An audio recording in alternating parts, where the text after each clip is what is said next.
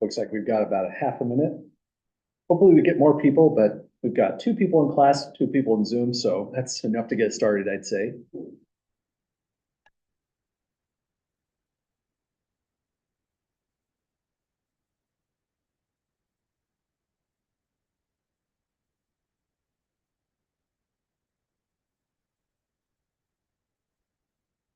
And it's official. Welcome back. Looks like we can get started. So today's class is all about just reviewing for the third exam. Like we mentioned, it's going to involve these sections all the way through here, one odd section on differential equations, and then the rest of it is going to be dealing with sequences and then primarily series after that. It'll be same rules as the last exam. It's open calculator. It's open notes as well. Single page, both sides, handwritten or typed up is allowed. And I've now written the exam and sent it to all the different various testing centers. So if you're not too sure who yet to contact, I might have missed you on the email, don't hesitate to reach out. They'll get in contact with the right testing center and you should be all set. Any questions at the moment, folks, about the upcoming exam?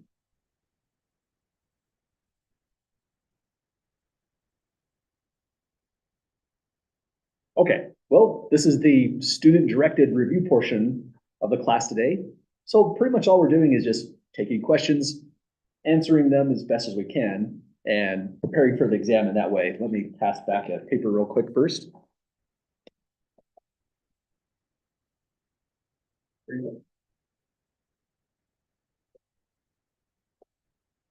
So there's lots of ways we can do this. If people have questions lined up, we can start posting them into this review document right here. And after we're done with class today, I'll save this up and post it right above here. It's entitled Exam 3 Class Review Questions. So at this stage, it's all up to you folks now. What kind of questions would you like to take a look at? Yeah, absolutely. So starting in section 9.5, let's take a look at sample exam problems. Version 1 is the new problems. Version 2 is the lecture notes. Those problems are still good. Version 3 are the homework questions, and those are all still good as well. But here, at least we get some fresh questions. Oh no, I think I forgot to put 9.5 on this. Darn it. Oh, it's the solutions are there. That is really weird. I'm going to have to fix this right away. Sorry about that, folks. I must have put this document together a little too quickly. I'm going to make a really quick note to myself. Post the questions on 9.5. I don't have any questions on this document. Sorry, that is a major blunder, but we still have other options. So another source of questions could come from all the way on the top of the Moodle website is this link, How to Study Calculus. We mentioned this on the first day of class, but that feels like forever ago already. But this is a really great resource for all sorts of mathematics. Open this up, go to, let's see, Calculus 2. Calculus 2, we should have no differential equations there. We'll find more in, oh, this website's kind of old. It's a little bit wonky to navigate. Let me try again.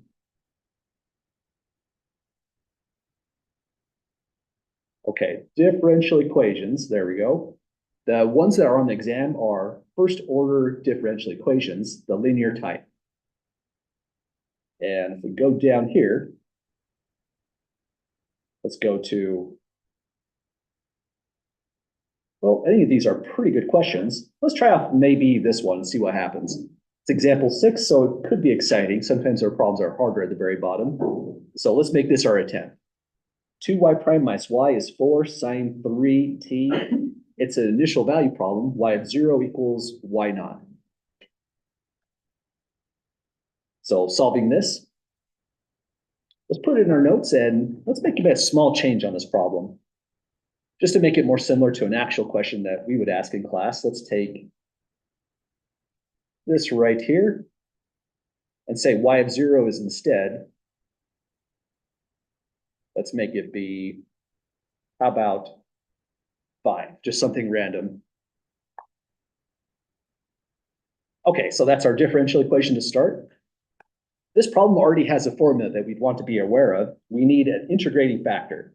So the integrating factor is I of x, a base e exponential to the power of a definite integral of something we call p of t dt. To get that function p of t, we need to declare this coefficient 2. So we start by division in the problem. We now have y prime minus 1/2 y is 2 sine 3t. So that's our very first step in the problem. And then already from this format, this is the p of x function. Or excuse me, p of t, the actual variable is t in this problem. So from here, we have a small integral problem we have to solve in the middle. We'll go e to the power of, notice how the highlighting went. We have to take the sign as well, so the negative there is important. Negative 1/2 dt. So that's not too bad of integral. This turns into e to the power of negative t divided by 2. That look right to folks so far? Oh, I see why this was a harder question. This is going to be an interesting adventure. So let me know if you want to switch to a different problem, but let's go to the next steps just for the purpose of the review. We take this thing right here and we multiply both sides of the differential equation in this format as we see it by that integrating factor. So on the next line, we get e power negative t over 2 times y prime minus 1/2 e power negative t over 2 y is e power negative t over 2 times 2 sine 3t. So we took our integrating factor, stuffed it into here, here, and here. That will look all right to folks so far? Okay, if we're happy with this step, the key move to make now is on the left-hand side, we're looking at the output of the product rule. So we undo the product rule by rewriting it this way. E power negative t over 2 times y with a prime. Well, let's eyeball this for the moment. If you were to differentiate this, you first differentiate one factor. Let's say you differentiated y, and that's where it would go. There's our y prime. And then you copy e negative t over 2, just the way it's copied here. And then what you would do next is, in the product rule, y gets copied without differentiation. But you have to differentiate this and have it be this quantity right here, that expression. And that looks right, because if you differentiate that there by the red dot using the chain rule, you get e power negative t over 2. You multiply by the derivative of negative t over 2 to get that negative 1/2. So just that small inspection there is a lifesaver because it tells us we're on the right track. It's a good check in the middle. Right-hand side is still e power negative t over 2. Let's put the 2 in front. Sine. Sorry to interrupt. That's showing that the product rule, right? We're using the product rule to kind of backwards though. Yeah, exactly. That's what we're Okay, doing right all right. here. So this is reversed. You know, that's a good thing to just write in the notes. This has reversed the product rule, as you've said. So here to here, product rule reversed. Which definitely feels weird. You almost never would do that in Calculus 1, but suddenly in Calculus 2, it's a normal thing to do out of nowhere. Other questions at the moment? Okay, well, let's keep on going. This is why this problem was problem 6 on here. I should have known. I should have been more suspicious about this. The left-hand side is easy to integrate. You just go take antiderivative with respect to t, so throw a dt there. Right-hand side is a beast, though. So let's put in the left-hand side. When you integrate this, all you're doing is canceling that derivative there in that location. So e power negative t over 2 times y is now 2 times the indefinite integral e power negative t over 2 sine 3t dt. And the thing that's interesting about this integral is we can solve it, but this requires integration by parts. That's not the bad part. It's good to review integration by parts. It can show up anywhere in this class, but we have to use integration by parts twice and in an unusual way. So I'm going to leave this up entirely to the class. Should we give it a try just to see how it goes? Or would you like to move on to a different question? Your choice. Looks like we're not too sure here in the class. How about I over? would like the refresher on integration by parts. We haven't done it in a while. Maybe we just do the first one, or I'm I good with don't that. know. I think that's a good call. Let's give that a try. So yeah, that's always good to refresh that kind of stuff. And starting this out, let's just rewrite this whole thing down below. Let's take this, break off the problem because it really is its own problem, and solve now. We want an indefinite integral of e power negative t over 2 sine 3t dt. Integration by parts, let's write down that formula. It goes uv minus the integral of v du. If you go with this strategy, it implies we are making a chart. U equals, du equals, dv equals, and v equals. And there's even a nice acronym that goes along with this for picking u. It's LIATE. But you know what? This acronym is not the best acronym in the world. It's not a definite rule that always works. And this particular problem, it really doesn't even matter what you pick as u. You just have to pick something. If you follow this acronym to the t, though, you would go with t for the trigonometric function, sine 3t. But you're going to get an equivalent answer either way you go. Just to make a start at this, let's take sine 3t and plug it in there. Then on this column, one line down, we need the differential. So derivative of sine is cosine 3t. Derivative of the 3t is 3 through chain rule, and a dt to make it a proper differential. At this stage, our hand is pretty much forced. dv has to be this stuff. So let's write in e negative t over 2 dt. This next step is kind of tricky. We are forming the antiderivative of e power negative t over 2. So we get e negative t over 2. But what would go there? This is the tricky part. Anyone see what that coefficient in front should be? Good call, it's negative 2. The thing that we do a lot of times, just for a really fast example, is we're doing an antiderivative of e to the 3x dx. We would go e to the 3x. We divide by the coefficient of that x variable, so 1/3, and we'd add a constant. So here we're doing the same thing. We're dividing by negative 1/2, which means we're multiplying by its reciprocal, negative 2. So that gets us started. We now have a chart, and we're just going to plug them in down here. So here's the plug-in steps. Take u times v, so sine 3t is multiplying next, all the way down over here, negative 2, e to the power negative t over 2. Then we're going to subtract the integral of, next it's v du. So this comes up again, negative 2, e to the power of negative t over 2.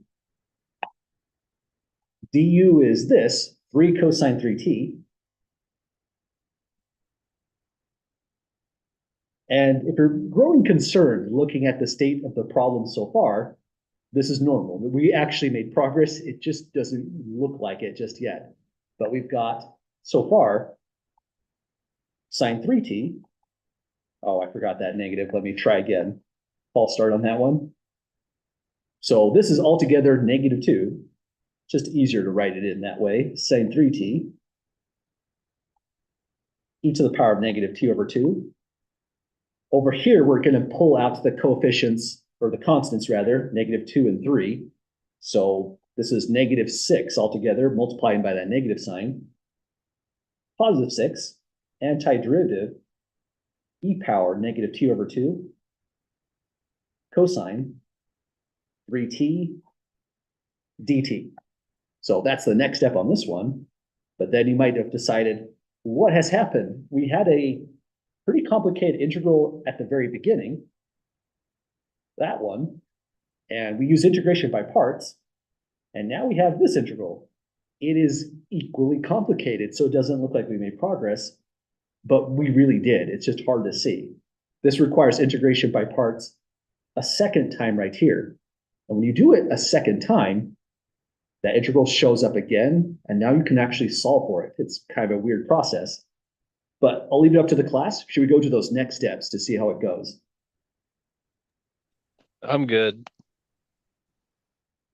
People feel okay with this one? I understand, yeah. This is one of those integrals where it's kind of cool how it works out, but we're reviewing for something more important, exam 3, so this is a good stopping point.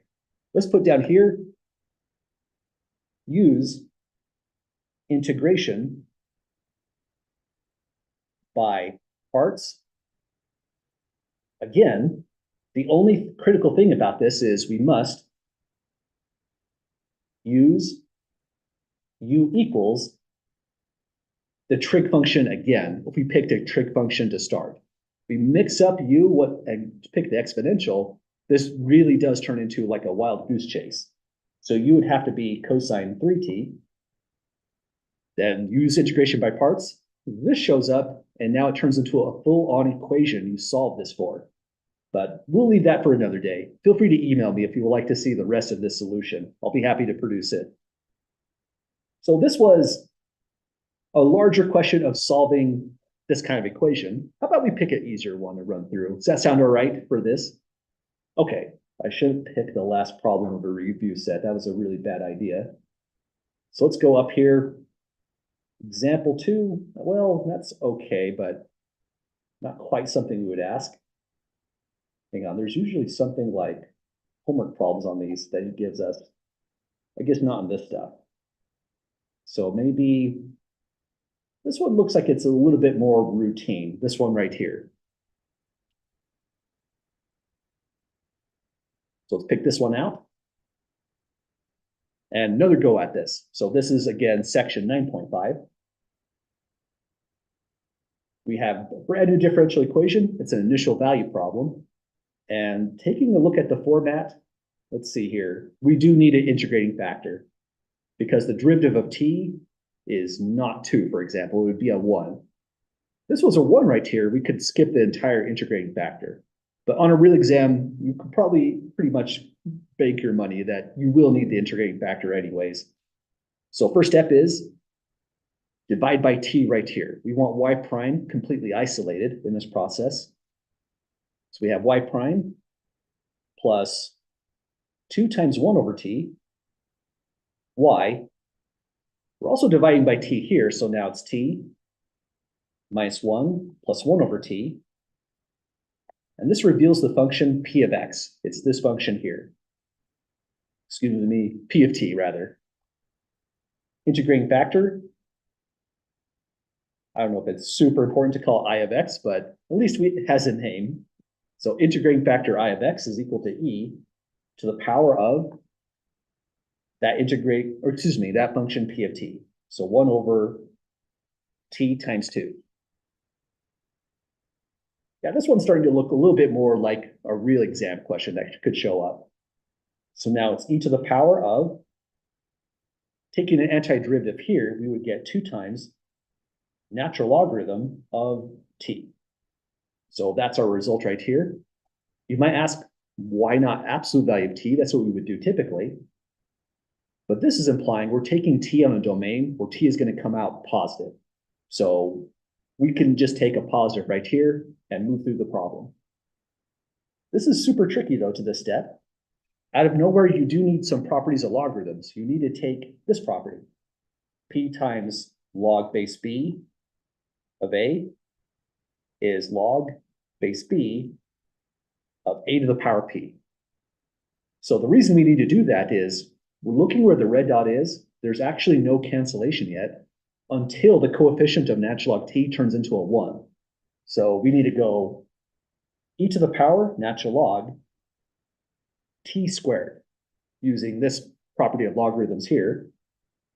Now we do get a cancellation at this stage. And this tells us the integrating factor is T squared. So back to this equation, multiply both sides by T squared next. Feels like a rigmarole, but we should be making progress. Any questions to this stage, folks, coming up with the factor?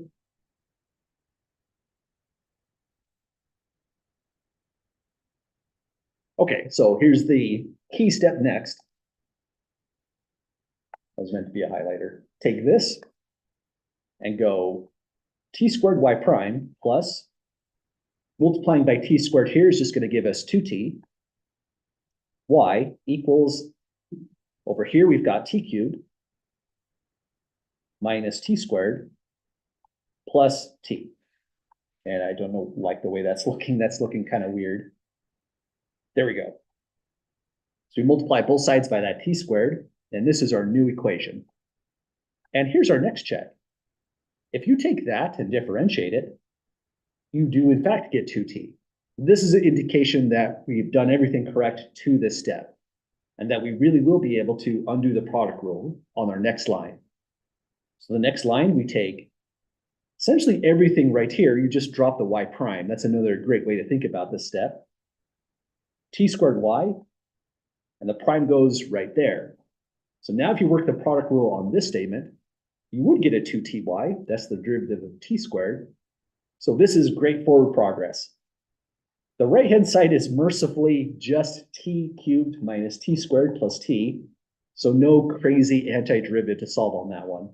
That's pretty typical for this section. I mean, you'll have potentially a trig function, but I'm not going to make you do this kind of integration by parts. It's too much for one problem. Well, we're almost to the last steps. Once you get down to here, integrate left-hand side with respect to t. Integrate the right-hand side with respect to t. Integral on the left is immediate. The prime drops off, and it's just t squared y equals. In fact, that's a good shorthand. Essentially, once you get the integrating factor working, you just take that first term, drop the prime, and it always lands like this. Step in the middle is not bad to show because it's the logic of why it works out that way. And now here's our next step. Integrating this will give us a fourth t power 4 minus a third t cubed plus a half t plus the constant of integration. Once we come up with the constant of integration, now is a decent time to actually solve for it. It's up to you though. You could solve for y first, then solve for c, or solve for it right now. Let's just go for it right away. So we take the initial condition, y1 equals 1/2, which means t equals 1 implies y equals a half. Plug those values into this entire equation. Let's hope the problem doesn't get kind of nasty at this point. So for t squared, we've got, I think I'm going to need a little bit more space for that. Let me put it down over here. Using those initial values, we have on this part, 1 squared times a half equals, and that doesn't look quite right. I think I was trying to say a fourth times t power 4. Let me fix my, I don't know if that's a penmanship issue or just a full-on mistake. We're plugging in for t a 1 right here. That makes the next steps a little bit faster. It's just going to be a fourth minus a third plus a half plus the constant c. So left-hand side is a half. Right-hand side is a little bit annoying, but you're allowed a calculator on the real exam. So let's pretend it's a real exam problem. I'd probably go, for the sake of saving time, a fourth, minus a third, plus a half. And that's a kind of an inconvenient number, 0.416 repeating. Oh man. You know what? Let's just go with that. The left-hand side is 0.5, the right-hand side is 0.4166. Oh, is there really? Awesome. That right there? Oh, how cool, 5/12. On a real exam, I wouldn't be opposed if you did give me a decimal number, because on real exams, I try to engineer my problems just to be convenient at this stage, so we're not spending unnecessary time worrying about these elements. That's a pretty cool little shortcut on Desmos. This becomes 5/12. We'll just pretend we did the arithmetic ourselves, plus a constant. Means the left-hand side is really 6/12. We're subtracting 5/12 from it, so we get 1/12 is the constant. That means 1/12 goes right up here. We're also going to divide by t squared to finalize this problem, and here's our big conclusion. So we'll say, therefore, y equals, divide by t squared here, a fourth, t power 2 minus a third on the next step, plus 1/2 times t power -1 when we divide by t squared here. And the constant is plus 1/12. So that's our full solution to that original differential equation. Kind of an unusual process, but if you can get to this stage right here, you're usually just home free at that point. It would be one fourth t squared minus 1/3 t Oh, looks like I dropped that t entirely. Thanks for spotting that. Or hang on. on the interval. Yeah, that went up to a third. That one was a pretty legitimate mistake. Thanks for capturing that. So dividing by t squared on this gives us just a t altogether. That was an oddball mistake. Again, thanks for spotting that one. Other questions at the moment?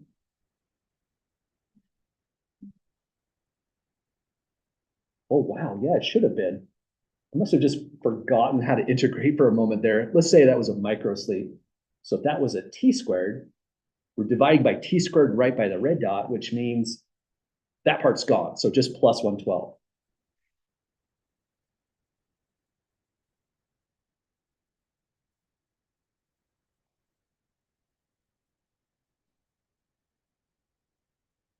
Yeah, absolutely. We have 1/12. We're dividing by t squared on that one. So t squared in the denominator, like you said, for that last step. That one was definitely a community effort on that one. Thanks for the participation, folks, for solving this one. Any other questions on getting to the end there? Okay, so that was our section 9.5 problem.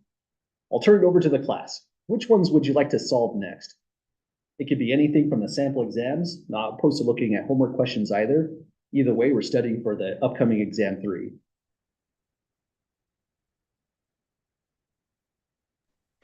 Do we still have that solution wrong? Isn't it supposed to be 1/3 t plus 1/2 t squared?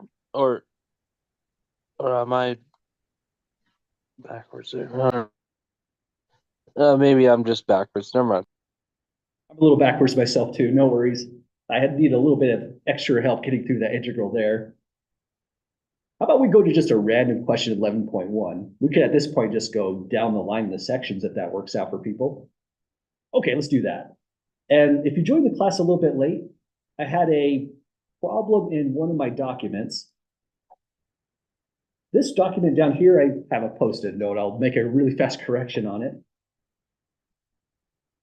This one right here, oh geez, that's sample exam 2 all the way to here. Forgot to put section 9.5 at the very top. The solutions are down there, but that doesn't help anybody. So sorry about that. I'll make a correction pretty soon here. But let's go grab something random from sequences. A pretty standard question is just take a limit, determine if your sequence converges or diverges. So I'd say pretty much anything on this list is a pretty routine problem. Any volunteers for one to pick?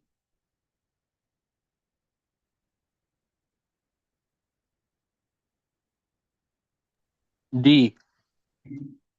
Good call. D is a tricky one, I'd say. D is one of those problems where this comes up a lot in lecture notes. It comes up a lot in the homework, but it's one of those problems where it's actually kind of easy to forget how it should go in an exam setting. So we have AN is tangent N. We're taking a limit as N goes off to infinity of tangent N. Important facts about these kinds of limits. A limit at infinity gives you the horizontal asymptote. So the answer to this question is that horizontal asymptote. Anyone happen to know what it would be?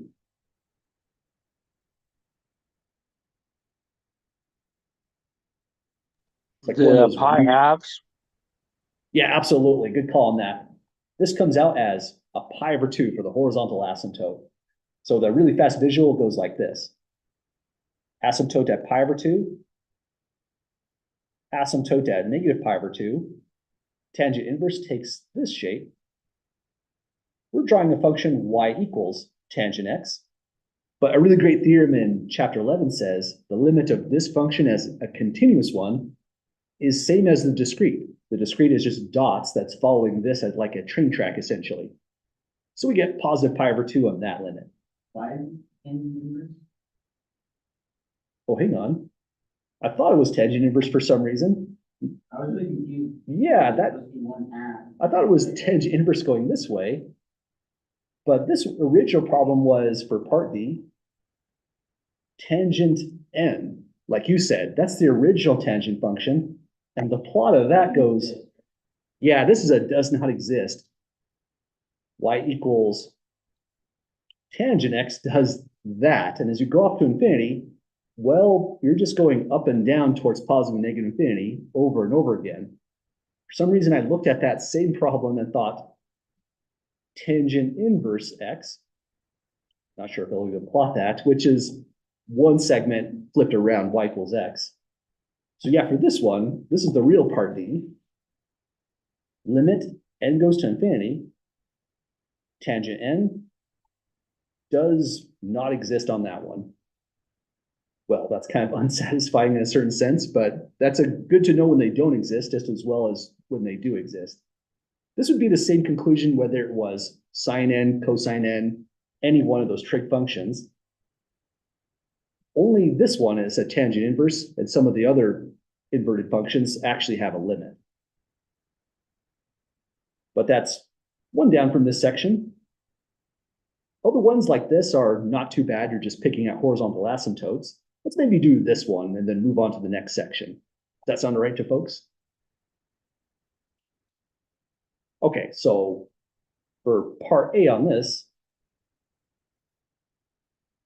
the notation is a little bit funny, but if you see something like this on the exam, all it's expressing is AN, the nth term of the sequence, is 2n squared minus 5, 7 minus 3n squared.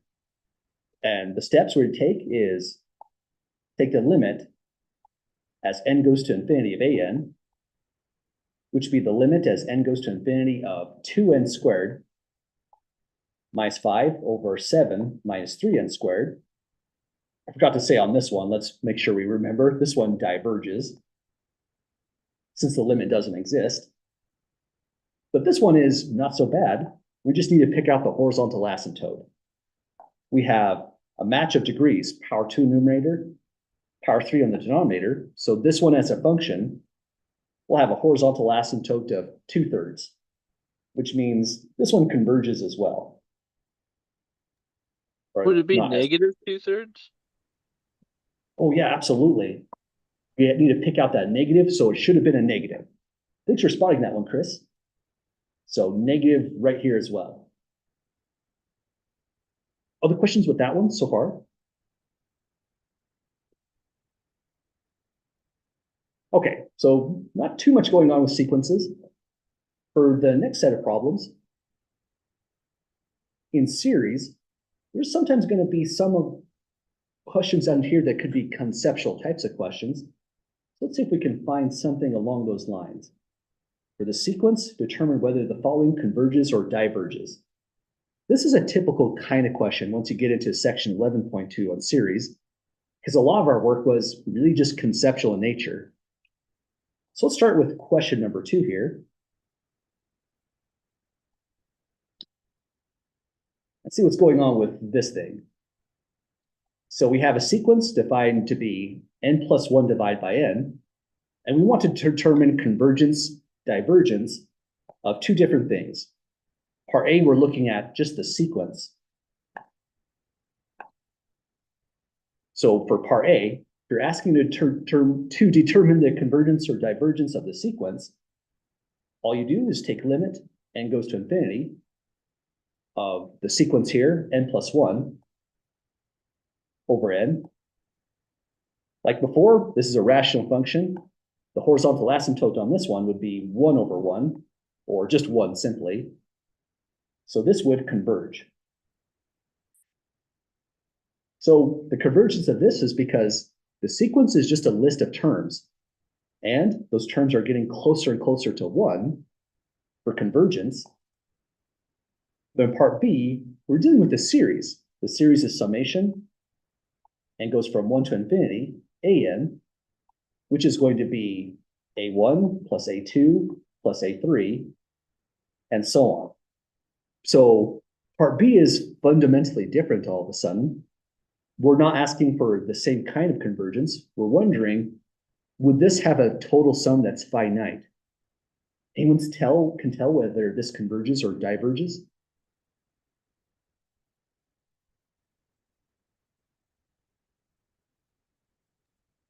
I'm gonna say diverge.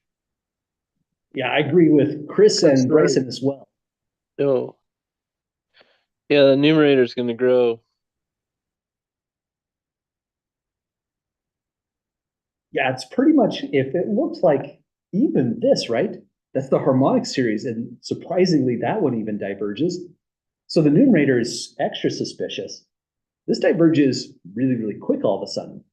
And one way you can think about that is what part A was saying is as you go farther and farther along the lines, these terms in the series are getting closer and closer to 1. So we're getting to a point where we're adding something close to 1 infinitely many times. It has to diverge. But another way to answer this kind of question is the summary of tests for convergence divergence. It's a really good idea to make sure when you go to take your notes for exam 3, write down some of this stuff or print it out so that you have access to, say, this one. Test for divergence says, if the limit does not exist, that's not us, our limit did exist, or if the limit exists but it's non-zero, the series has to diverge. So we can say in part B, that's the test for divergence, what we're looking at right here. Diverges by test for divergence. That feels redundant saying it that way. Diverges by the test for divergence since lim, for limit as n goes to infinity, of an is equal to 1. So this is a really tricky question, and it's a pretty standard question.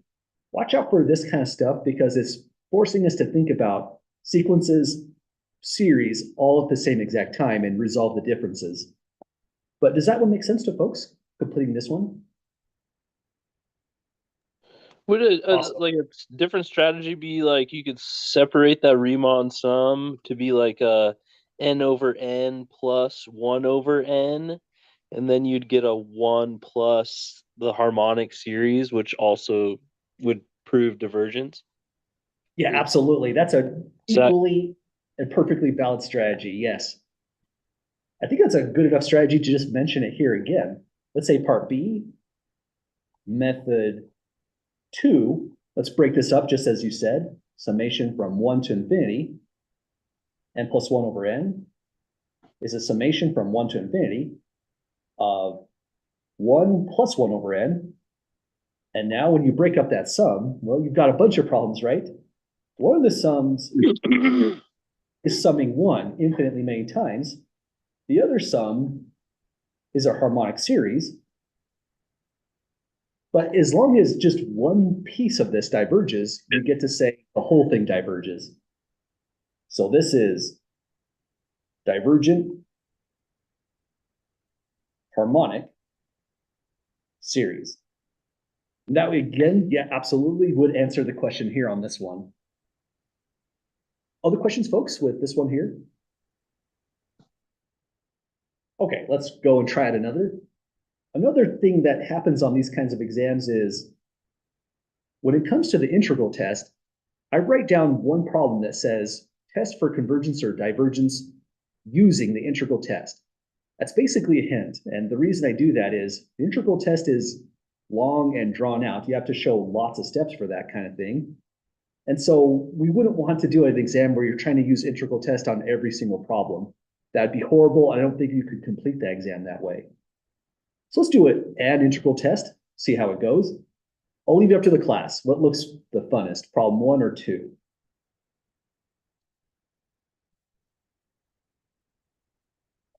Put the red on a neutral spot. If I leave it here, it seems like I'm trying to nudge class in a certain direction.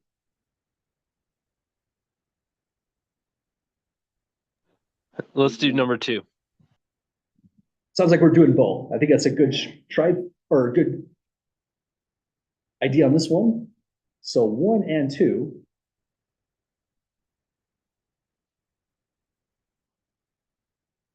Two is an interesting one because the purpose of doing 2 is, well, we have to come up with the nth term of that series. So that's a really good one to get through. 1 is more of a routine kind of a question for the integral test, I'd say. So for this one right here, we would start by saying let f of x be equal to x times e to the power of negative x squared. Let's change the format just for the sake of visualization. It's the same as x over e to the x squared.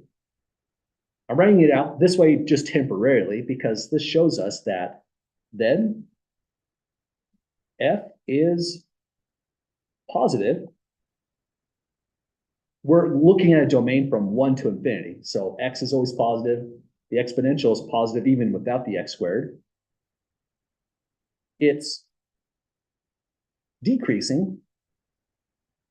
We can tell it's decreasing right here due to the exponential with the negative sign, but it's more obviously decreasing here. A linear function divided by something that grows exponentially decreases down to 0 and is continuous on a domain 1 to infinity. This means we can now hit it with the integral test and take an integral from 1 to infinity. The one matches this index in the summation. We're integrating f of x.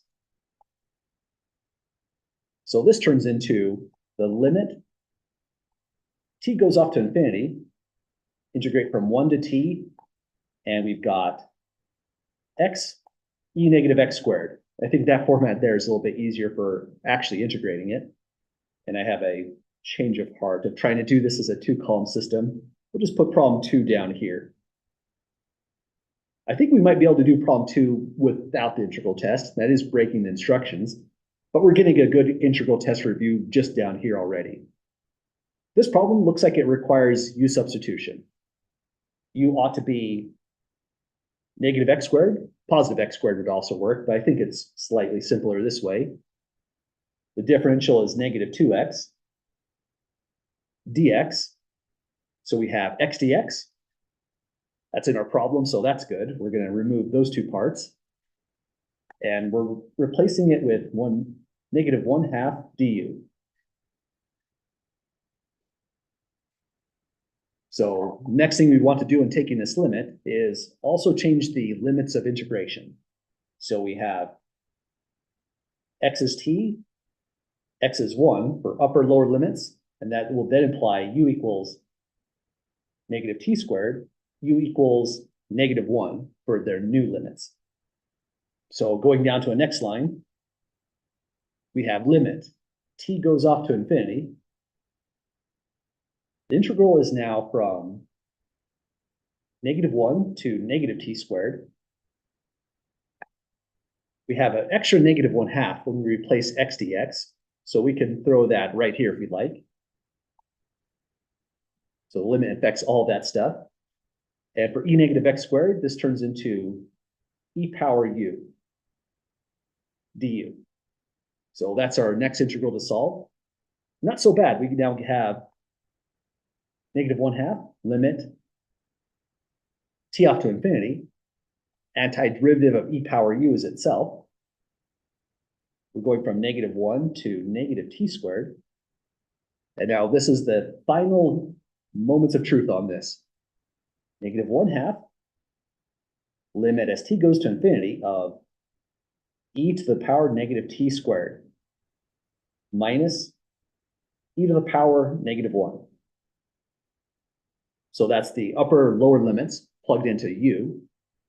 And on this one right here, that's an exponential with a negative sign. This would go to 0 in the limit altogether. Does that make sense to folks on this one right here? Okay, another thing again you could do to visualize that as a limit, if it helps, is e -t² is just the same as 1 over e to the t². And so it's that familiar setting where you have a constant in the numerator being divided by something that grows larger and larger. It happens to grow at the rate of exponential, and even worse because of the t², but that would go to 0 in the limit either way. At this stage, we have 1/2 e power -1, but the exact figure here is irrelevant now. We just need to know it converges,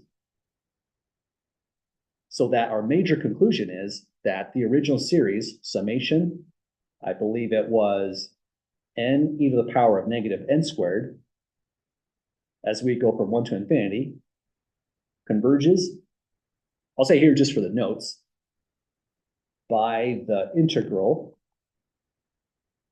test. On a real exam, it says use the integral test, so you wouldn't really have to say that again. That's redundant. It's clear we'd be using it. But that's how an integral test problem would go for this kind of series here. It's kind of a long slog. So again, that's why there's exactly one question, and that's the one series where I'll say use this method. Any questions, folks, resolving this one?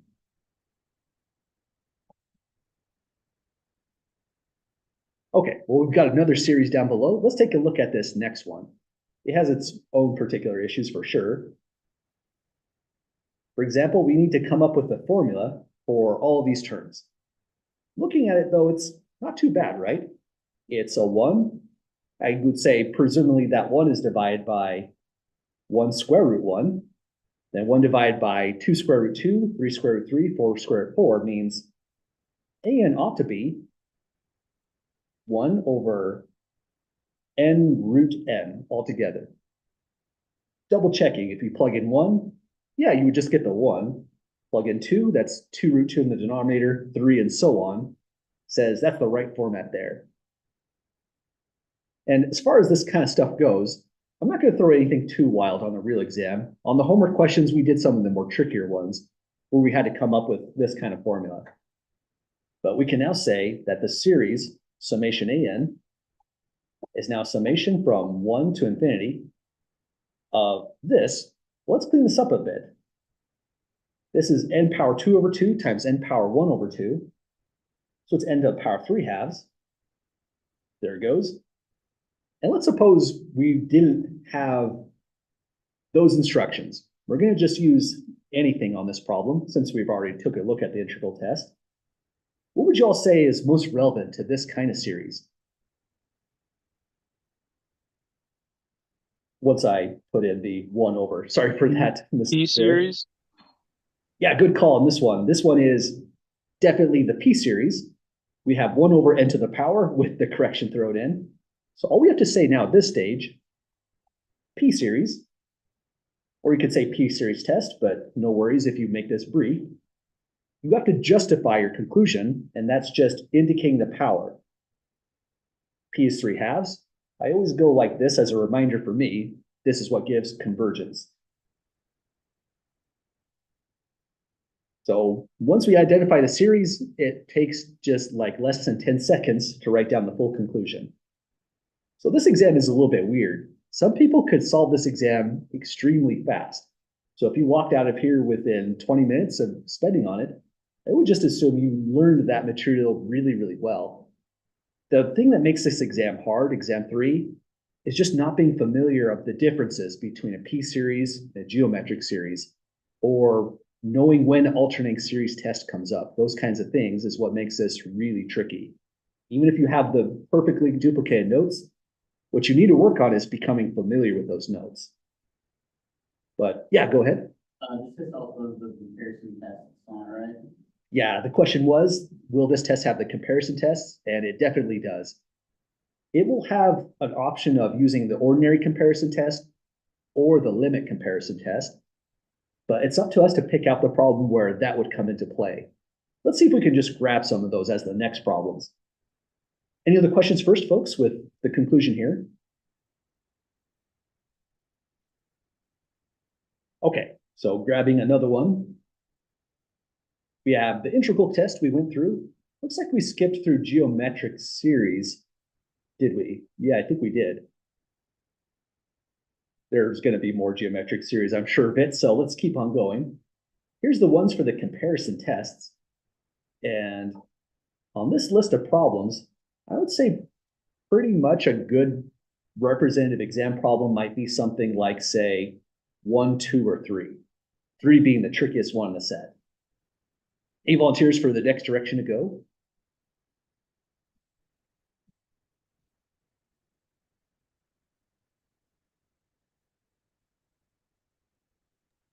Number 4. Good call. I think 4 is a pretty tricky one in this set.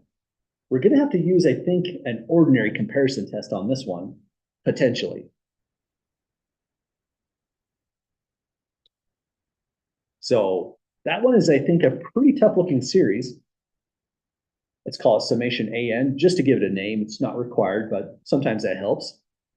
Looking at this, one thing you can say that could help out is when it comes to natural log of n, this is a function that grows massively slowly. It's less than n for large enough values of n. So let's see if this is going to work out. If the ordinary comparison test works, we'd be taking the reciprocal of both sides and comparing against the diverging harmonic series. But the inequality has to go the right direction.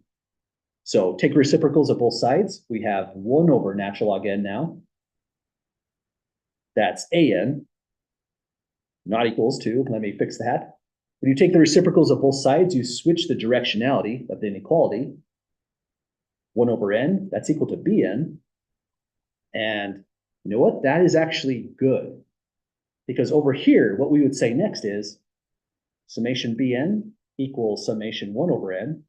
You could test it as a p-series really fast, or you could just declare it's the diverging harmonic series. Totally up to you. We usually went this route. Divergent, harmonic,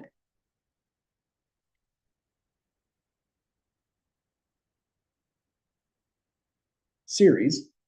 Because of the divergence, we have to have a greater than right there. That way, the original series on top is greater than on all of its terms for large enough values of n. But if that's the case, this is diverging even faster than the harmonic series. So our overall conclusion is then, therefore, summation an also diverges by the comparison test. So we match the same conclusions, but if this was a less than right there, a whole method wouldn't have worked. We would have had to try something else to compare it to, maybe try to limit comparison test potentially, and work from there. So I think this one is a pretty tricky one because coming up with this initial estimate to kick it off, I think that's the big leap of logic that gets us to complete that test.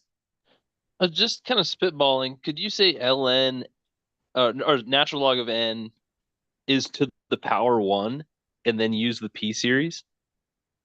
Because ln n would act like n at large numbers, correct? Very true, but unfortunately, to use the p-series directly, it has to be specifically that, not a function of yeah. itself. But I like how you're saying that it acts like the p-series, That's pretty much what we were doing here. We compared it against a p-series because it's so similar and showed it diverged because of that estimate there. But other questions about that so far? Okay, let's see, what haven't we gotten into? We haven't done alternating series or any of the ratio tests. So how about we try one of those next, maybe? We'll leave it up to the class. This one is a huge multiple choice question. I don't think I'm asking anything like that on the real exam. As far as these kinds of concept questions, it's more this one right here that we went over. So going down next, let's see. We have some crazy looking alternating series to take a look at. And I'll leave it up to the class. We can try an alternating series, but I also have one question that's going to say, determine if the series converges absolutely, conditionally, or diverges. So we could do a problem for conditional convergence. That one's a pretty long problem. It would be the last question of the day. So again, a choose your own adventure. Alternating series, ratio test, or conditional convergence.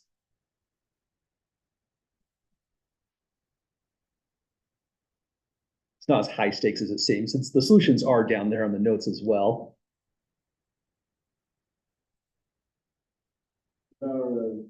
Four on the absolute convergence. That sounds good. Oh, that's a tricky one. I think that was actually a homework question now that I look at it pretty carefully. So let's give this one a try. So that there is a really odd series. These actually come up when you get into Taylor series and Maclaurin series, so it's not just a one-off.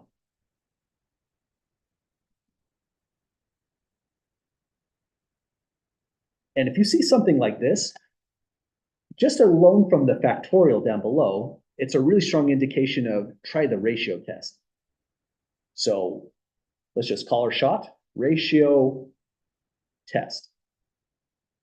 In the ratio test, we take the limit as n goes to infinity, an plus 1 over an. Hardest thing about this particular series right here is the an plus 1, the successor term. So it's a good idea to just spend some time with it, work it out. An plus 1 puts an n plus 1 where this n was. So it turns into 2 by 4 by 6. I'll just end the pattern there to save some time. And then 2 times n plus 1. Down below, it's going to be n plus 1 factorial. So on the next step, we should simplify this portion a little bit more. We've got 2 by 4 by 6. It's like a factorial function, but it increases by 2. That means the numerator grows much more faster than even the denominator, the factorial function down there. But it's a similar kind of function. Here we have a 2n plus 2. Let's put it way out here. Prior to 2n plus 2 is 2n plus 1. And prior to 2n plus 1 is 2n. Prior to that is 2n minus 1, but we shouldn't go too far because stopping right here means we're going to have a cancellation with that 2n. So down below, almost forgot that's a fraction, we have n plus 1 times n factorial, the standard way we would break up that kind of a factorial function. We're doing the same over here, but it just looks a lot different. Well, any questions, folks, to this stage?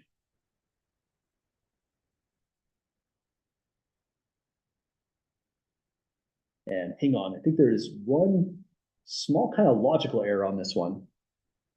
This is a product that increases by 2, right?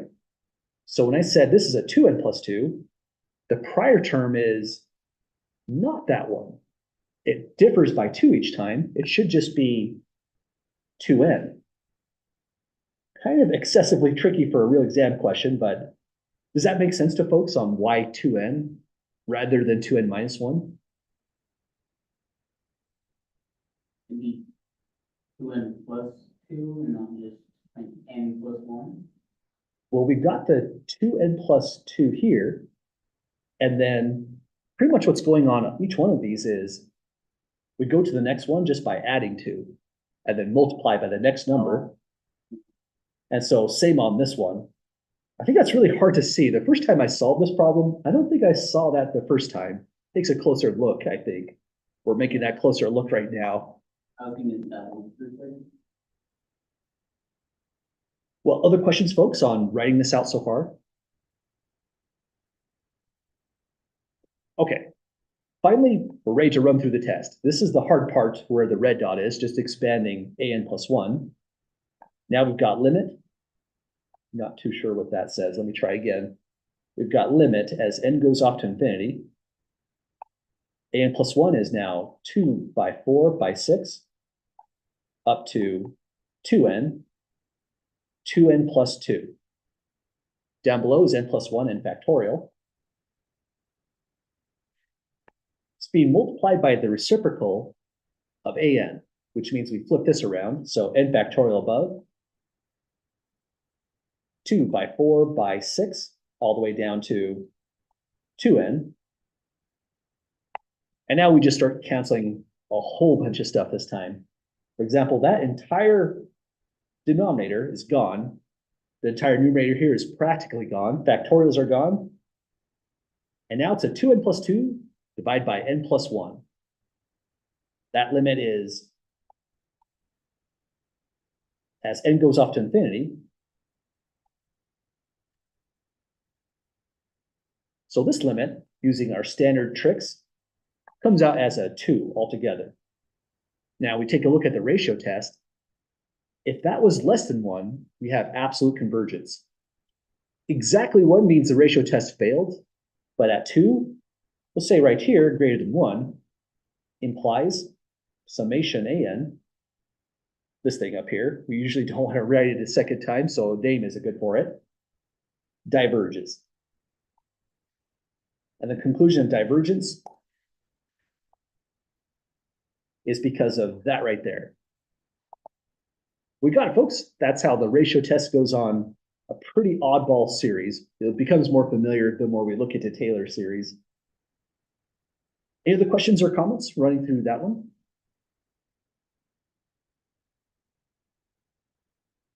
Okay, well, we've got about 6 minutes. And so far on the table for us is we've got, let's see, we haven't done alternating series or the root test or conditional convergence.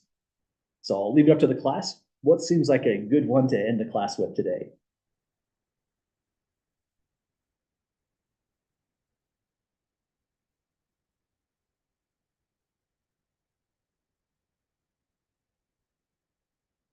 How about this one? Okay, just like on the exam, how I mentioned, there's one problem that says use the integral test. There's one problem that says show something as conditionally convergent.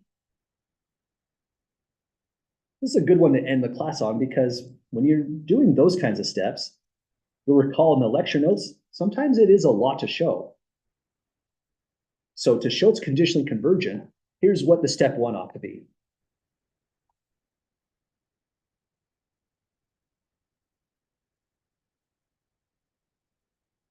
Test summation absolute value an, where this is the series referred to as an. So we're going to begin by taking summation absolute value of an going from 1 to infinity equals n equals 1 to infinity summation its absolute value of -1 to the nth power divided by, let's call that n power 1/2. But then this turns into n goes from 1 to infinity, 1 over n power 1/2. And at this stage, we're ready to use a test. We'll call this P series test. The power is 1/2, which is less than or equals to 1.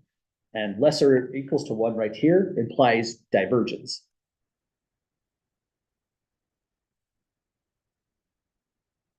So we have divergence of the absolute value of an. If something is conditionally convergent, that's what we mean. It converges on the condition that when you threw in absolute values, that part diverges. So step 2 is now show the original series AN converges. If we can establish that, that's the entire set of steps for what we mean by conditional convergence.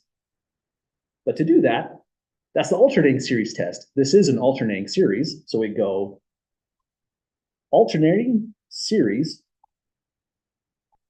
test. In the alternating series test, we pick out that part, the positive portion. Bn is 1 over root n, or n power 1/2 if you prefer. This is a positive decreasing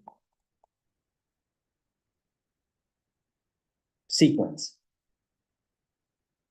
The decreasing is because of having a constant in the numerator and n is growing without bound in the denominator. Next thing we show is the limit. As n goes to infinity at Bn, it has to be 0. So limit n goes to infinity, 1 over root n is indeed 0. That means our work is done. We can say by one conclusion, summation an converges, and so it's absolutely convergent. That's a really weird way to say something. It's absolutely convergent. It just sounds like we're really sure that we said it converges. But what we're really saying when we say it's absolutely convergent is the original converged, but if you try to use absolute convergence test, it fails and you get a conclusion of divergence instead. Well, we did, folks. That's the conclusion going on that one. Any last questions or comments then before we wrap it up and call it a night?